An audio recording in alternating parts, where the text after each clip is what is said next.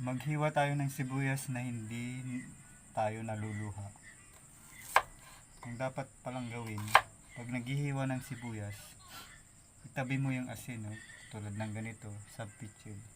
Tapos, pinahiga ko, ina-absorb niya yung moisture ng sibuyas at nawawala yung para hindi ka maluha. Kanina pa ako naghihiwa dito pero kanina nung walang asin naluluha ko, pero nung tinabi ko nawala na siya. Effective pala yung napanood kong video. Try nyo rin gawin. Wala na siya, wala nang, di ka na naluluha.